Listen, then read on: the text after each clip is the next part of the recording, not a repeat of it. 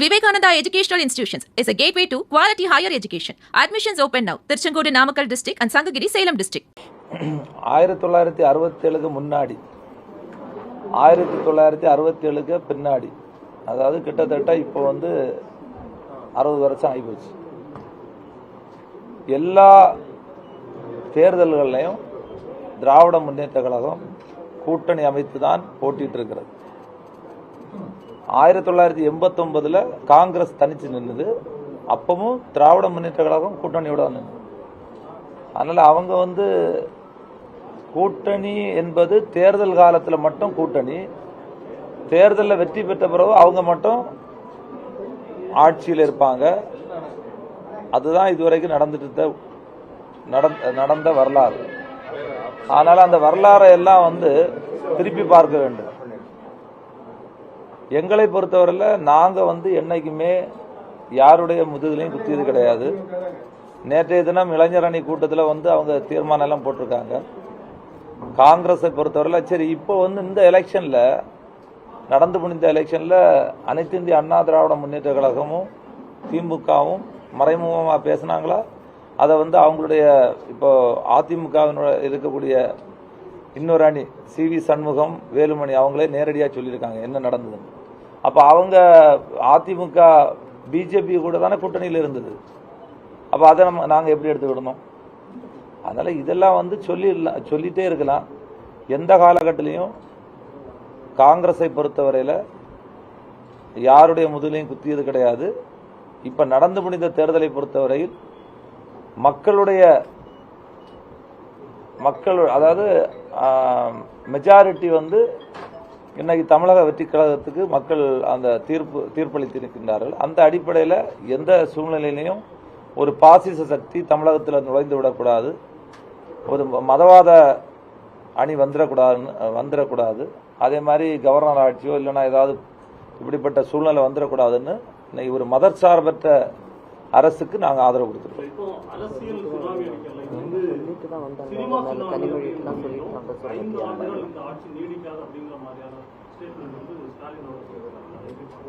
சரி, அதுதான் நீங்க இப்போ ஃப்ளோர்ல வந்து மெஜாரிட்டி பார்த்திருப்பீங்க.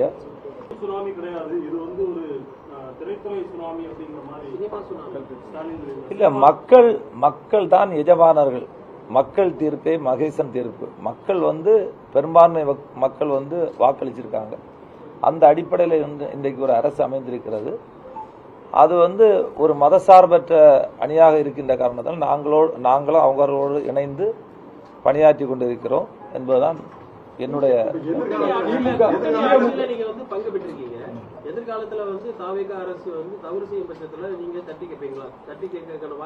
இல்ல, நிச்சயமாக. அதாவது மக்களுக்கு தவறு நடந்தா நாங்க தட்டி கேட்போம். அதுல ஒண்ணும் மாற்று கருத்து கிடையாது.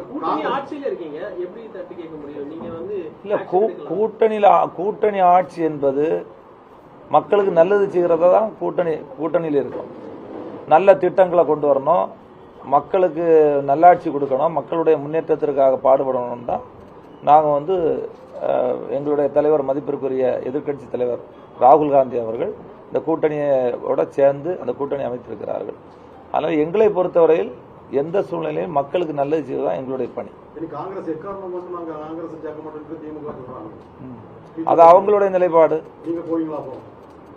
அவங்க சொல்லியிருக்காங்க, அது அவங்கள்ட்ட தான் நீங்க கேட்கணும். இல்ல, அதான் அவங்க சொல்லியாச்சு இல்ல. இப்ப நீங்க வந்து அனைத்து இந்திய அண்ணா திராவிட முன்னேற்ற கழகத்தினுடைய ஒரு அணி வந்து ஃப்ளோர்ல வந்து 25 பேர் சப்போர்ட் பண்ணியிருக்காங்க.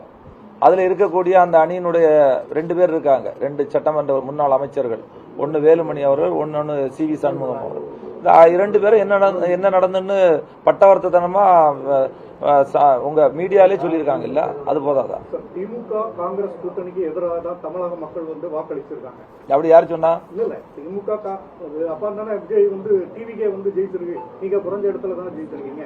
அப்படி இருக்கக்கூடிய சூழ்நிலையில நீங்க வந்து உங்களை எதிர்த்து போட்டியிட்டு வெற்றி பெற்ற அந்த அணிக்கு நீங்க எப்படி ஆதரவு கொடுக்குறீங்க? அதாவது எந்த காலத்திலும் இப்ப வந்து திராவிட முன்னேற்ற கழகம், காங்கிரஸ் பேரியக்கம், மார்க்சிய கம்யூனிஸ்ட் அமைப்பு, இந்திய கம்யூனிஸ்ட், IML இப்படி வந்து ஒரு பெரிய மதசார்பற்ற முற்போக்கு கூட்டணி தான் போட்டியிட்டது.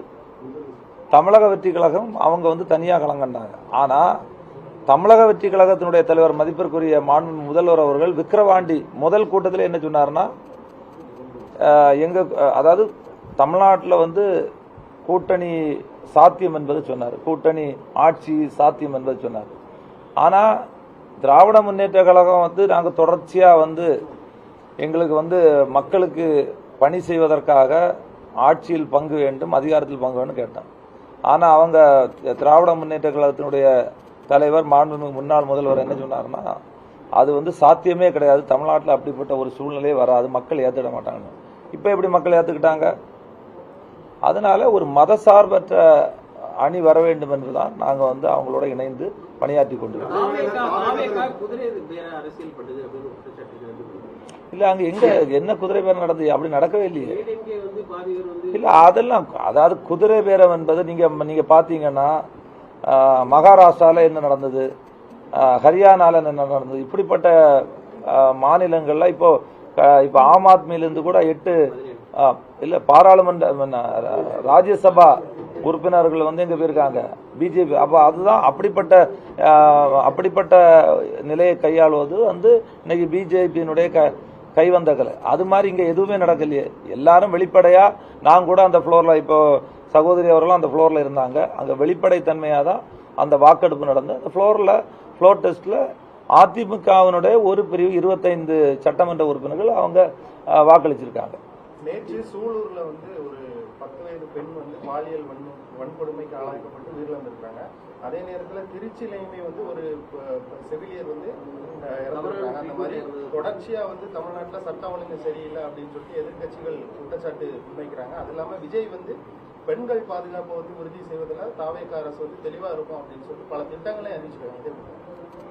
இல்லை, ஒரு அரசு வந்து இப்போதான் பதவியேற்று அது தொடங்கியிருக்காங்க. இது கூட உடனடியாக முதல்வருடைய கவனத்திற்கு இது போயிருக்கு.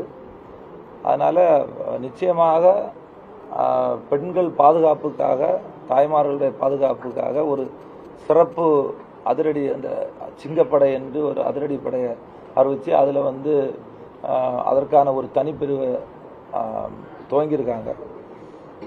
இந்த மாதிரிப்பட்ட விஷயத்தில் வந்து அரசு வந்து தனி கவனம் எடுத்து அதற்கான யார் தவறு செய்தார்களோ அந்த தவறை செய்தவர்களை நீதி சட்டத்தின் நிறுத்த வேண்டியதுதான். கடந்த காலங்களில் சட்டத்தின் கன்னியாகுமரி மாவட்டம் வழியாக லாரிகள் கனிம வளங்களை கேரளாவுக்கு கொண்டு செல்ல அனுமதி கேட்டு திமுக எம்எல்ஏ ஆஸ்டின், அனிதா ராதாகிருஷ்ணன் மாவட்ட ஆட்சியர் மனு அளிச்சிருக்காங்க. உங்களுடைய நிலைப்பாடு என்ன?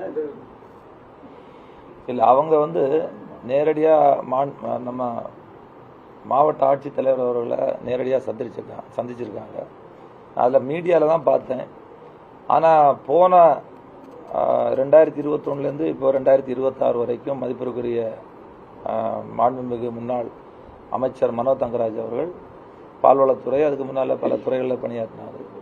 அவர் வந்து மிக தெளிவாக என்ன சொன்னார், கன்னியாகுமரி மாவட்டம் வழியாக கேரளாவுக்கு சட்டத்திற்கு புறம்பாக கனிம வளங்களை எடுத்து செல்ல விட நாங்களும் அதே இதில் இருந்திருக்கோம். எத்தனையோ தடவை மாவட்ட ஆட்சித்தலைவரை பார்த்துருக்கோம், காவல்துறை கண்காணிப்பாளரை பார்த்துருக்கோம், ஏன் அசம்பிளி சட்டமன்றத்தில் கூட பேசியிருக்கோம் பல தடவை பேசி அதில் வந்து பல தடவை வந்து 16 வீல் லாரி 14 வீல் லாரி இது மாதிரிப்பட்ட லாரிகள் வந்து இங்கேருந்து அதிகமான எடையோட போகக்கூடாதுன்னு சொல்லி தடையெல்லாம் விதிச்சாங்க. திருப்பி வந்து ஒரு இன்டர்ஸ்டேட், ஒரு மாநிலம் விட்டு இன்னொரு மாநிலம் போவது வந்து அதுக்கு மத்திய அரசினுடைய கண்ட்ரோலில் தான் அது வருதுன்னு சொல்லி திருப்பி கோர்ட்டில் வந்து அவங்க தடையான எல்லாம் வாங்கினாங்க. இதெல்லாம் வந்து கடந்த கால நிகழ்வு. இதில் வந்து இவங்க இப்போ வந்து மாண்புமிகு முன்னாள் மீன்வளத்துறையினுடைய அமைச்சர் அனிதா ராதாகிருஷ்ணன் அவர்கள் மாவட்ட ஆட்சித்தலைவரை பார்த்து அவங்க வந்து மாவட்ட ஆட்சித்தலைவரும் அது கேட்கும்போது அவங்க எந்த மனுவும் கொடுத்த மாதிரி சொல்லலை. நேற்றைய தினம்தான் அதை ஒரு மனுவாக கொடுத்துருக்காங்க. அந்த மனுவில் வந்து இங்கேருந்து வந்து நம்ம மாவட்டத்தில் இது மாதிரி கட்டுமான பொருட்களுடைய விலை அதிகமாகிட்டு லாரிகள்லாம் வரிசையாக நிற்குது, எங்களுக்கு இங்கே வந்து ரொம்ப பாதிப்பாக இருக்குன்னு தான் அவங்க அந்த மனுவில் இன்னைக்கு கொடுத்துருக்கூடிய மனுவில் கொடுத்துருக்காங்க. ஆனால் ப்ரெஸ்ஸில் அவங்க சொல்லியிருக்கிறது பல அதாவது அவங்களே வந்து அப்போ இதுக்கு முன்னால் நடந்த ஆட்சியில் வந்து என்ன நடந்திருக்கு, இப்போ என்ன நடக்குதுன்னு உள்ளதை முன்னுக்கு முரணான சில கருத்துக்களை கூறியிருக்காங்க.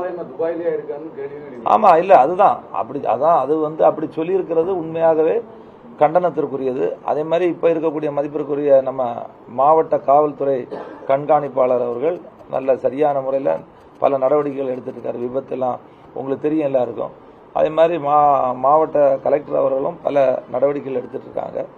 எங்களை பொறுத்தவரையில் அதாவது சட்டத்துக்கு புறம்பாக எந்த ஏன்னா இப்போ வந்து குவாரியை வந்து ஆய்வு பண்ண வேண்டும் என்று மதிப்பிற்குரிய அந்த துறையினுடைய அமைச்சர் கூட சொல்லியிருக்காரு. சட்டத்திற்கு புறம்பாக ஏதாவது தவறு நடந்தால் அதை தட்டி கேட்போம் தான் எங்களுடைய.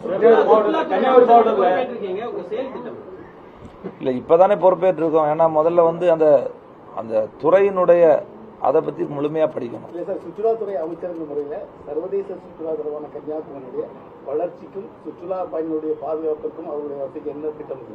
இல்லை முதல்ல வந்து இப்போ கன்னியாகுமரி அந்த கன்னியாகுமரியில் இருக்கக்கூடிய பகவதி அம்மன் டெம்பிளாக இருக்கட்டும், இல்லை விவேகானந்தராக்கு, திருவள்ளுவர் சிலை, அதுக்கு இங்கேருந்து போகிறதுல வந்து நிறைய பேர் என்ன சொல்கிறாங்கன்னா, வரிசையாக நாங்கள் வெயிலில் நிற்கிறோம், எங்களுக்கு வந்து டிக்கெட் எடுத்துகிட்டு போகிறதுக்கு ரொம்ப சிரமமாக இருக்குது, கடுமையான வெயில் இருக்குது, அதனால் இதுக்கு வந்து பாதுகாப்பாக எங்களுக்கு அதுக்கான அந்த ஷெட்டு போட்டு தரணும்னு கேட்குறாங்க. அதே மாதிரி கழிவறை வசதிகளை வந்து சரியாக இல்லை, அதை வந்து நீங்கள் முறைப்படுத்தி தரணும்னு நிறைய கோரிக்கைகள் அவங்க தரப்புலேருந்து வருது.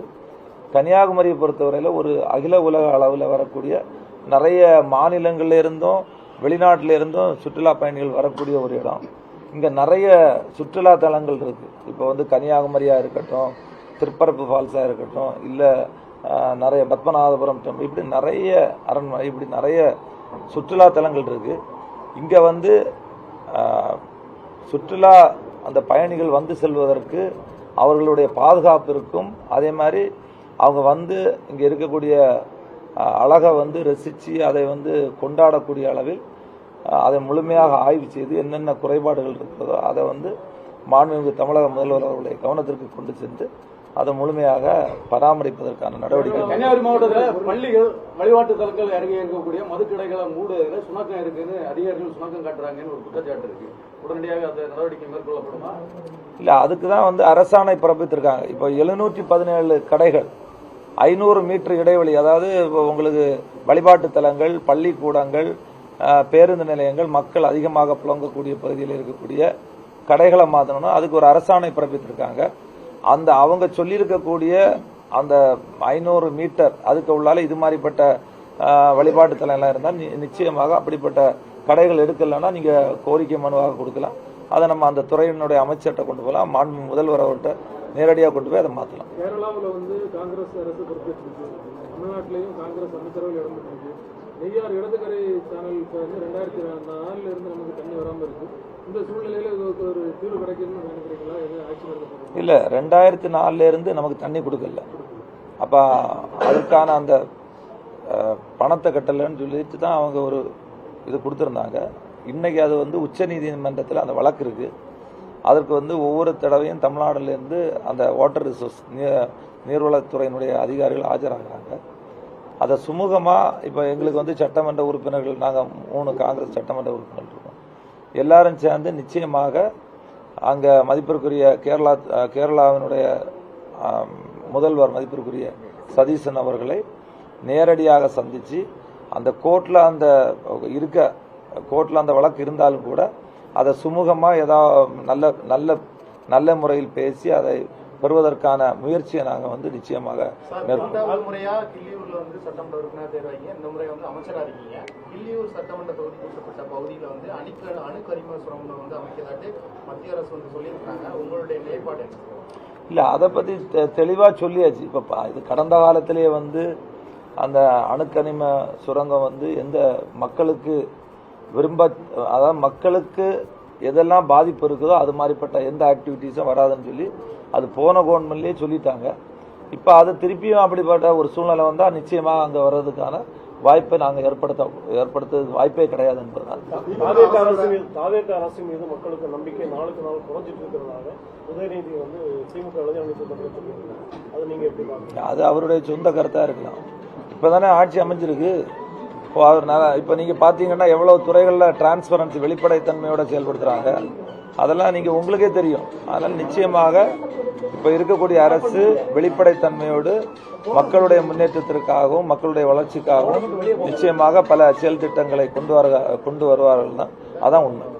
Vivekananda Educational Institutions is a gateway to quality higher education. Admissions open now. Tirchangodu Namakkal district and Sangagiri Salem district.